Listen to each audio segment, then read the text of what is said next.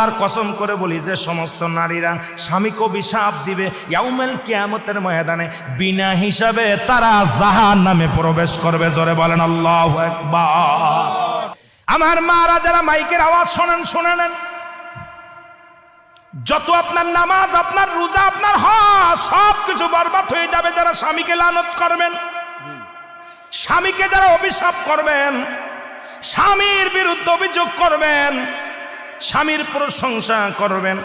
আল্লাহর দরবারে আপনি নেকি পাবেন, আল্লাহর দরবারে নফল বন্দেগি পাবেন।